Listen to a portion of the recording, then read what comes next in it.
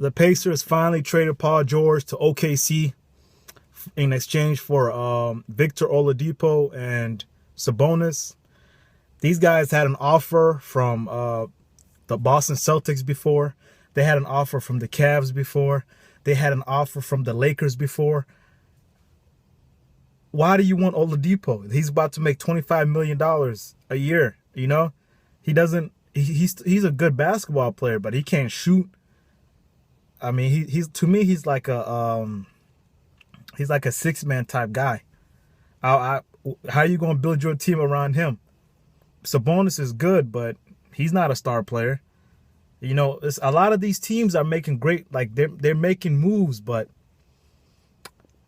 what took them so long? Like, was OKC had Durant, Westbrook, Ibaka, Harden, right? Then they left Harden out, and they had Westbrook, Durant, Ibaka. Why don't you make moves like this during then? And you could say it's not enough star, but there's always players available. Every year there might not be this many amount of players, but there's always players available. Man, OKC won that trade. It depends if Paul George stays, but if he doesn't stay, Westbrook doesn't stay. That's my opinion, and they probably traded for him just because of Westbrook, but I don't know, man. Indiana really screwed that up. They really screwed that up. If you have a player like Paul George, what do you think you could get for him? And you could have traded him last year. You could have traded him the year before that. You're not winning anything. You know you're not winning anything. You know you're going to play against the Cavs every single year, whether it's the first round or forget about the Cavs. You're not beating Toronto. You're not beating Boston. You're not beating Atlanta. You're not beating Washington. Why don't you trade him to anybody else?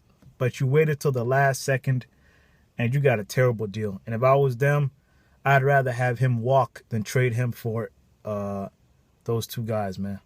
If you're OKC, you easily won that trade because I don't think they're going to sign Oladipo. The guy's about to make $25 million, and he's not worth $25 million. And Sabonis is a good young player, but you know I'd trade him too. You know, he's a good player. He looks like he'll be a good rotation player, but he's not a star player either. But these combinations that they're throwing out in the NBA with all these trades, man, you got guys like Chris Paul and Harden playing together. Will that work? I think that's like a little bad combination. They got Paul George and